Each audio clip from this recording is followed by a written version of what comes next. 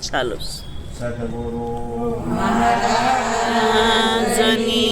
જય, રામ મહારાજની જય, રેલા હરિ ગુરુ સંતની જય. મહાપુરુષે કીધું છે કે મનુષ્ય જેવો જ્યારે અવતાર મળ્યો છે પણ એ પૂર્વ જન્મનું પુણ્ય હતું એને લીધે જ આપણને આ મનુષ્ય દેહ પ્રાપ્ત થયો છે, એમનેમ થતો નથી. અને એમાંનું પુણ્ય જ્યારે મોટામાં મોટું આપણે હોય વધારે પુણ્ય ત્યારે ભારત દેશની માલિક આપણને જન્મ મળે. ભારત દેશ છે સંતોની ભૂમિ છે, ઋષિ મુનિઓની ભૂમિ છે. સંતો ભક્તો દાતારો સુરવીરો એ જે થયા છે એ ભારતની માલિકા થયા છે. એમ આપણો કાંઈક આ પૂર્વનું પુણ્ય છે એને લીધે દેશની માલિકા આપણો અવતાર મળ્યો. અને એ પાછો અવતાર મળ્યો તો કેવો મળ્યો? મનુષ્યનો દેહ મળ્યો, જેવો તેવો નથી. પણ હીરો છે એ ખાણીમાંથી નીકળે છે, ખાણીમાંથી નીકળે છે તો એને 3 આવરણ છે. કે આવરણ એ છે કે જીરમ છે, નાશ છે અને પાછો કોટેડ પણ એને નડે છે. અને એ હીરાની જો ચમક બનાવવી હોય તો કોઈ પણ ફેક્ટરીની માલ પર મોકલવો પડે અને હરણી માથે એને ઘસવો પડે. જ્યારે ઘસાઈ જાય પોતે ત્યારે એવો ચમક કરે છે કે સૂરજે પણ ઝાંખો પડે છે અને એનું મૂળ કોઈ આંકી શકતું અમૂલ થાય છે. તો આપણા મનુષ્ય દેહ મળ્યો છે એ તે 4 ખાણીમાં, અને 4 ખાણીમાં તો આપણને પૂંજ મોખરે આવતા આવતા આવતા આ મનુષ્ય દેહ મળ્યો. અને કઈ ખાણ કે 84ની ખાણીમાં, 84ની ખાણીમાં લઈ આવેલો છે.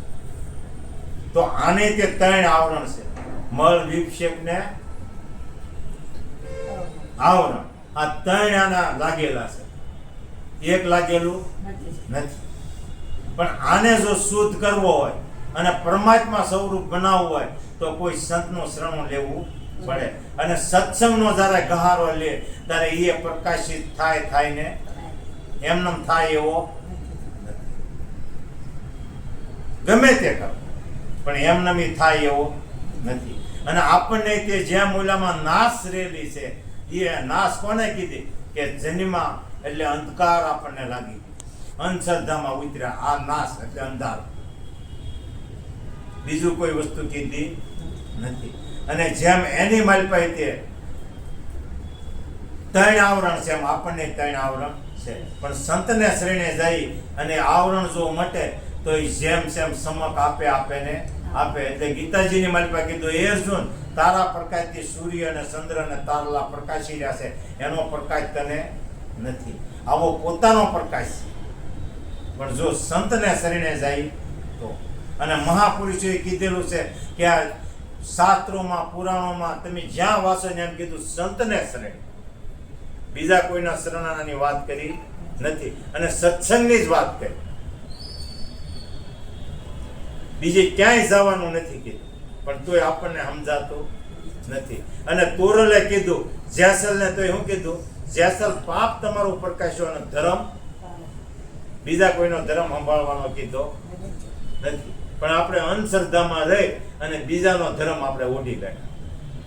આ વાંધો ન્યા છે, પોતાનો ધર્મ આપણે છોડી દીધો એટલે પોતાનું સ્વરૂપ જ છૂટી ગયું. અને હમણાં જેમ કીધું કે સૂતર 108 પારાની માળ, એ બધા પારાની માળ પર હોપટ દોરો જ પહેરેલો છે.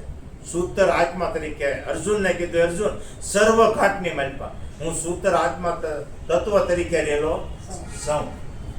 મણકા જુદા જુદા પણ હોપટ એકનો એક જ તાર છે, બીજો કોઈ છે નહીં. આ વાત છે પરમાત્મા. કૃષ્ણ ભગવાનને ઉપદેશ ગીતાની માલિકા આપ્યો પણ આપણને તોય સમજાતું નથી. અને ન હોય ને દોડીએ છીએ, ન હોય ને ગોતવા જાય છે પણ એમ મળે એમ નથી. નરસિંહ મહેતાએ કીધું, ભૂતળ ભક્તિ પદાર્થ મોટી. ભક્તિ છે એવું પદાર્થ બીજું કોઈ છે નહીં. સૌદ લોકની માલપા ગમે ત્યાં જાઓ, પણ બીજે કોઈ વસ્તુ ભક્તિ સિવાય તમને પ્રાપ્ત થાય એવું નથી. જે કરવા જેવું છે એ ભજન કરવા જેવું, પણ ત્યાં એ આપણને ગોઠતું નથી. એ વખતે નિંદ્રા આવે, આળસ થાય છે કે આ ગુરુવારે ગયા હતા, હવે એકાદો ગુરુવાર નહીં જાય તો હાલ છે. અને બીજી વસ્તુ છે, આપણે મૂકતા નથી. જે હારી નથી આવવાની વસ્તુ એને આપણે રાત દી છોડતા નથી. નકર એ વસ્તુ હારી આવે એવું નથી. બીજા બધાને આપણે લોક માર્યા, તેજુરીને લોક માર્યો, બાણાને લોક માર્યો, પછી દરવાજે વોચમેન બેહાર્યો, અને મારા નાથે આપણે ગમે એવું કમાણ, ગમે એવા બંગલા કર્યા, ત્યાં વોચમેન નથી, ત્યાં તાળો નથી, પણ હજી હોની અણી જેટલું કોઈ લઈને ગયું તો એમાં વળી ગયા રાત. જે હારી વસ્તુ નથી આવ્યા એમાં વળી ગયા. પછી 4 ખાણીના જીવો છે, બધાને પરમાત્મા પૂરું પાડે છે, અને આપણા એકને જ નથી ભરાતું. આ એક વિચારવા જેવું છે. રાત દી રળી છે તો પૂરું નથી પડતું. પૂરું પાડવા વાળો તો બેઠો જ છે, પણ આપણને ખબર નથી. એક મુઠ્ઠી જગ્યાની માલપા, માના પેટની માલપા 9 મહિના હતા, તો આઈલી કોઈ ટિફિન અંબાવે એવું હતું તો ત્યાં પૂરું પાડ્યું. તો ઓળના પછડા હોતા હાલવા મળી તો દિવાલ આડી આવતી આવે છે આડી, છતાં આપણને વિશ્વાસ નથી કે હું કરીશ તો થા. એટલે ભગવાને કીધું તું કરીશ એમ થાય તો તું ધોય અને ગોઠણ ભર્યા થા. આ એને છોડી દીધો એટલે આ ગોઠણ ભર્યા થવું. પણ જો પાછો એને પકડી લ્યો તો ધોળવું પડે, ગોઠણ ભર્યા થવું એમ પડે એવું નથી. જો એ જગ્યાની માલપા પૂરું પાડ્યું તો પોલારામાં પૂરું પાડે ને પાડે, પણ એનો આપણે વિશ્વાસ છોડી દીધો. અને ગમે એવી મહેનત કરશો, પૂર્વ જન્મનું પુણ્ય, આ જન્મની મહેનત અને યોગ, ત્રણેય વસ્તુ ભેગી થાય તો જ ફળ પ્રાપ્ત થશે. ને કાંઈ આપણે બધા કરોડપતિ બનવા જાય તો બન્યા વિચાર એમ નહીં બને. ગમે એવી મહેનત કરશો એટલે બહુ વિચારવા જેવું છે. અને ગીતાજીની માલપા કીધું, એ અર્જુન તું કોઈ સંતને શરણે જા, તત્વવેતા છે એને શરણે જા, એની સેવા કર, અને પછી એને પ્રશ્ન પૂછ કે આ હું ભૂમિ માટે શા માટે આવ્યો છું, મારો જન્મ શા માટે થયો છે, અને મારું ઘર કયું છે. એ ઘર પોતાનું ગોતી લે તો મૂળ ઘરે તું જઈશ. નકર તો 84 નો કૂવો છે. એટલે તોરલે કીધું, દેખા દેખી કરવા જાય નર અધુરિયા કહેવાય, હાથમાં દીવો કૂવે પડવા જાય, 4 યુગની વાણી તોડી રણી જાય. 4 યુગના કૂવે પીવું, આ એક યુગના નહીં. પહેલા યુગની માલ હરિશ્ચંદ્ર રાજાએ આ પાઠ કર્યો. કોને? હરિશ્ચંદ્ર રાજાએ સોનાનો પાઠ, અને એ વખતે હસ્તને લાવ્યા હતા હાથીને. બીજા યુગની માલપા પહલાદે પાઠ કર્યો તો એ અશ્વને લાવ્યો, ઘટતો ગયો, અને રૂપાનો પાઠ. ત્રીજા યુગની માલપા ધર્મરાજાએ પાઠ કર્યો તો તાંબા પિત્તળનો પાઠ, તાંબાનો પાઠ, અને એ વખતે ગાને લાવ્યો. ત્રીજા યુગની ચોથા યુગની માલપા પહલાદનો દીકરા વિરોચન અને એના દીકરા પરિષિદ વિરોચન પહલાદના દીકરા બલિરાજાએ માટીનો પાઠ કર્યો, અને એ વખતે હજીયાને ઉભી રાખી. આ ઘટતું ગયું માટી. 4 યુગના તમે જયારે ભક્તોને ભેગા કરો ત્યારે 2 ભાગના કૂવે પડ્યા, અને 33 કરોડ દેવની સ્થાપના ન્યાલી થઈ.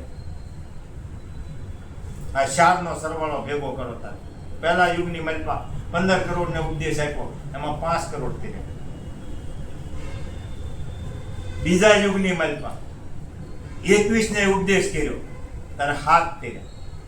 ત્રીજા યુગની માલપા 27 ને ઉપદેશ કર્યો ત્યારે 9 કર્યા.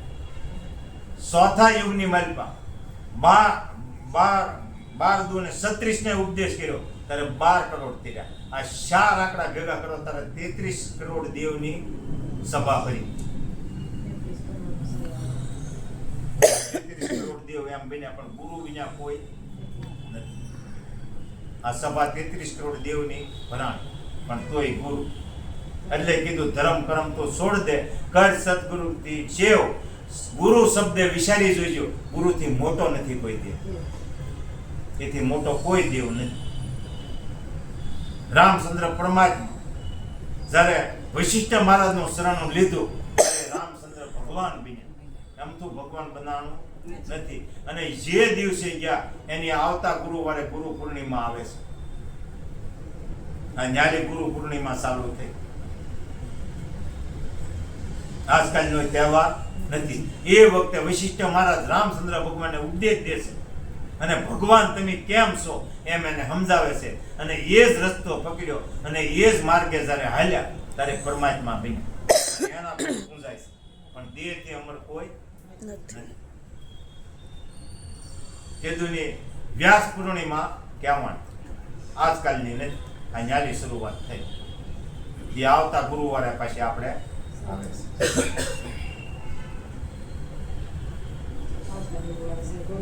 હા, ગુરુ પૂર્ણિમા આ તેદુનો ઈ હાલી આવે છે.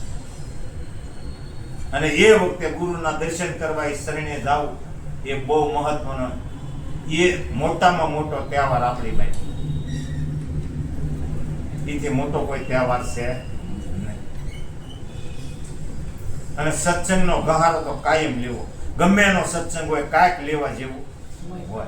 એટલે કીધો હીરો ખોવાનો કચરામાં, મારો હીરો ખોવાનો કચરામાં. આ હીરો છે દેહરૂપી, જેવો તેવો નથી, પણ આપણે અંધશ્રદ્ધાની કચરામાં ખોઈ નાખ્યો. મૂળ સ્વરૂપમાં રહ્યા નહીં. નો એવો જેની તેની કચરો નાખ્યો અને એ પકડી લીધું ને આપણે ગળે ઉતારી બાંધી. પણ સદગુરુ કહે છે ત્યાં હજી વસનમાં આપણે ઉભા રહેતા નથી. બાકી માનતા કરીએ કોઈ વસ્તુ મળી જાય એમ ન મળે. માનતા કરીએ મળે એવું નથી. એટલે એ અંધશ્રદ્ધા કે હું કે વિશ્વાસ નથી. વિશ્વાસ માટે હાલો તો બધી વસ્તુ પ્રાપ્ત છે ને છે. તમે 4 ધામમાં ગમે ને ગયા તો મૂર્તિ બોલી ખરી?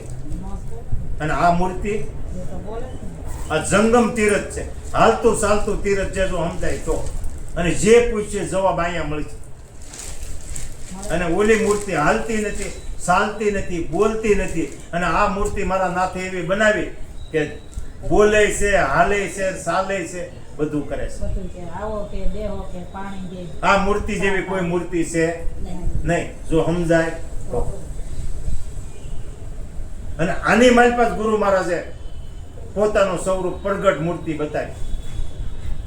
બોલે છે, ચાલે છે, બોલાવે છે. આની મારી પાસે, આ મંદિરની મારી પાસે. એટલે કીધું કે મંદિર તારું વિશ્વ રૂપાળું સુંદર સર્જનારા. આ મંદિર છે એ પરમાત્મા બનાવ્યું, અને પરમાત્મા મારી પાસે આવેલો છે. તો આવા સુંદર મંદિર બનાવ્યા છે તો એનો બનાવનાર કેટલો સુંદર છે. અને ઓલા મંદિર તો આપણે બનાવ્યું, મૂર્તિ આપણે લાવી, પ્રતિક્રિયા આપણે કરી, થાળે આપણે ધરાવ્યો, આરતી આપણે કરીએ છીએ, અને ન્યા જઈને પાછા આપણે માગીએ છીએ. તો એ પાછી વાળું જોતા બોલો કે છે તારો બેહાર્યો હું બેઠો, તારી તો 1 ફૂટી 2 આ વિચાર કરી. તો આપણે વિચાર કરતા નથી. એટલે અમૂલ્ય હીરો છે. મહાપુરુષે ભજને જવો કેવા લઈ કે હીરો ખોવાનો કચરા અને ઝઘડા પણ તોય આપણે પાછો વળતા. એક એક કડીનો તમે વિચાર કરો. આ દેહ રૂપી હીરો કીધો, અને આ એક ખાણીમાલો આવેલો છે, સોરાજીની ખાણીમાલો. પણ કોઈ સંતને શરણે જઈને આ 3 આવરણ થાવ. એટલે જેમ છે મીરો સમક દીહે દીહે ને દીહે, એ પાછો સોરાશીને કુવે નહીં જાય, પણ વસન માથે ઉભા રહ્યો તો. અને પાછા જેમ જો અંધશ્રદ્ધા પકડી તો એ તોરલ કે છે લાંબી પટીને પંચ છે લાંબો, દોડ્યા સર્વે લોક, 1000માં તો નામ નહીં પણ કરોડો ઈ પોગે. કાંઈ કે 5 શબ્દ આવડી ગયા કે જ્ઞાન થોડું જાજુ પ્રાપ્ત થયું, અહમ આવ્યો તો એ 84માં ગયો. સેવક બનવાની જરૂર છે. મહાન બનવાની જરૂર નથી. મહાન તો જગત બનાવી છે તમને. આ જેટલા મહાન બન્યા એ વૈયા ગયા પછી જગતે એને મહાન કર્યા હતા. તારે તો એનું એક કોડીનું મૂલ્ય પણ એનું હતું નહીં. અને હોય તો નરસિંહ મહેતા નાચ બાઈ કોણ મૂકે? પોતે પોતાના નડ્યા. જોઈ મીરાબાઈને પોતાના જ નડ્યા. જેલનો કટોરો આવ્યો. આ પોપટ તમે જોઈ લો ઇતિહાસ. એ વખતે એની વેલ્યુ હતી પણ તોય નાના ને નાના મહાન બનવાની તૈયારી કરી નહીં. અને આપણને કાંઈક બે શબ્દ આવડે તો મહાન બનવા જાય એટલે ગોતું ખાતું. મહાન બનવા જેવું નથી. ગુરુના સેવક બનીને રહેવા જેવું છે. એટલે વગર કીધી કીર્તિ ગવાહ. ગુરુની ગવાહ અને આપણી ગવાહ. અને કાંઈ કહે છે તો કે ભાઈ તમે ઉપદેશ ક્યાં લીધો? તો કે ફલાણે લો. તો ગુરુની તમારી કીર્તિ ગમાણી કે ન ગમાણી? કે ઘાટે પાણી પીધું? તો કે આ ઘાટે પાણી પીધું. એટલે બહુ વિચારવા જેવું અને વિચારીને આવું. એ ખોટી કોઈ વસ્તુ કે કોઈ ભજન કે કાંઈ લખ્યું નથી. આ હીરો કચરામાં છે. એને ગમે ગુરુને શરણે જઈને અને કચરામાલો બહાર કાઢો અને જ્યાં જીરમ છે, નાશ છે અને કોટેડ છે એનો બાદ કરાવો. આજ મારું તન, આજ મારું મન શીર સાથે ગુરુ મહારાજને હું અર્પણ કરું છું. અર્પણ કર્યું એટલે કોટેડનું પોપડું ગયું. કોટેડ ઊભી રહી અને સમક તરત દીધો કે હું કોણ છું? તો પરમાત્મારી હરખાય હોય એમાં કાંઈ આગા પાછું છે નહીં. નામે લશ્કર મૂક્યા. એમથી મૂક્યા નામથી. અને નામ પોતાનું જાણ્યું. જ્યાં નામ જે પાડેલું હતું એ ગયું. હમણાં બેન કહેતા હતા કે પોતાનો નાશ થતો નથી. આ દેહ નો થાય. ઠેઠ અમદાવાદથી ટ્રેન દોડે છે અને ઠેઠ દિલ્હી સુધી જાય છે. પાવર આવે ને જાય કે ટ્રેન આવે ને જાય? પાવર આવતો જાતો નથી. એમાં તત્વ છે આવતું જાતું નથી. આ ડબ્બા છે એ આવે અને જાય. જેવું કર્મ છે એવો ડબ્બો મળશે ને. બાકી પોતાનું સ્વરૂપ છે આવતું જાતું. એટલે ફરીવાર જો આ ડબ્બામાં ન આવવું હોય તો સત્સંગમાં કાયમ રહેવું અને કોઈ પણ સંતનો શરણ લેવું ને અને એ વસન પ્રમાણે ઊભું રહે. વસન સૂચ્યા એ સોરા વસન નો શું એ ખાસ ધ્યાન રાખ. એટલે મહાપુરુષોએ જે સાહિત્યો લખી, ભજન લખ્યા એ ખોટા લખ્યા. અને નો ખ્યાલ હોય તો પાછું પૂછવું અને જેમ સમજી લે. બાકી ક્યાં સિવાય ઉદ્ધાર છે નહીં. જે ઘરે આવવું આવ્યા છે, જે ઘરેથી એ ઘરે જવું હોય તો પોતાનું સ્વરૂપ શું છે અને પોતાનું નિજ નામ છે કે જાણી લેવું. કોઈ નિજ નામ કીધું, બ્રહ્માએ હંસ કીધો, વિષ્ણુ ભગવાને શુદ્રશકર કીધું, શિવ ભગવાને ભસ્માસુર કીધું, નરસિંહ મહેતાએ કેદારો કીધો, કોઈ રાગ નહીં. દાદા મેકરણે જી નામ કીધું, ગંગા સતી પાનબાઈને કહે છે તો વસન કીધું, નરસિંહ મહેતાએ આત્મતત્વ કીધું. નામ એકનું એક. જેટલી વસ્તુ ફરતી ગઈ અને એ નામ જુદા જુદા પડતા ગયા પણ એમાં કોઈ ફેરફાર છે એની વસ્તુ એકની એક છે. એટલે કીધું હરિ તારા નામ છે હજાર, ક્યાં નામે લખવી કંકોત્રી. એ બધા નામ છોડીને પોતાના નામે જ કંકોત્રી લખ એટલે પરમાત્માને પગી જાય. બીજું કોઈ નામ ગોતવા જેવું છે નહીં. પોતાનું નામ જે છે એ સદગુરુને શરણે છે જય અને સેમ જાણે. અને જાણ્યા પછી પાછું એની વાહે આ કાટ ઉછેરવા માટે રોજ સત્સંગનો કહારો તમારે મારે જો. બાકી જાણીને પછી કે આપણે અમર બની ગયા તો એમ બનાય અને મોક્ષ ગતિ એમ પ્રાપ્ત થશે નહીં. છેલ્લે સવાસે વસ્તુ યાદ આવવી જો તો આવું વિષય કરી લેવા. છેલ્લે સવાસે જો બીજી કોઈ વસ્તુ યાદ આવી તો પાછો 84 નો કૂવો છે. નકર રામચંદ્ર ભગવાન જેને ઘેરે હતા એ દશરથ રાજા તમે જુઓ પણ આખી જિંદગી રટણ એની એ કર્યું કે ભાણેજને માર્યો, ભાણેજને માર્યો, ભાણેજને માર્યો. શ્રવણ ને યાદ કર્યા એટલે છેલ્લે સવાસે શ્રવણ દ્રષ્ટિમાં આવ્યો અને યાદ પણ આવ્યો. એટલે આ તમારે મારે એ જ રટણ કરવાનું કે છેલ્લે સવાસે પરમાત્મા જ યાદ આવવા જોઈએ અને કા ગુરુ મહારાજ જ યાદ આવવા જોઈએ. આવું વ્યસન કરી દેવા તો 84 છે નહીં, નકર 84 ઊભીને ઊભી.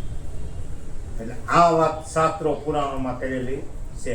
જે નજીક હશે કાયમી એ છેલ્લે સવાસે યાદ આવશે ને આવશે. એટલે તમારે મારે આનું વ્યસન કરવું એ વિચારી લો કે છેલ્લે સવાસે હું યાદ લાવું, નજીકમાં હશે ને એ જ આવશે. એટલું કહી મારી વાણી અંબારામ મહારાજના શરણ અર્પણ કરું છું. બોલો સતગુરુ મહારાજની જય. વારો દઈએ ભજનનો.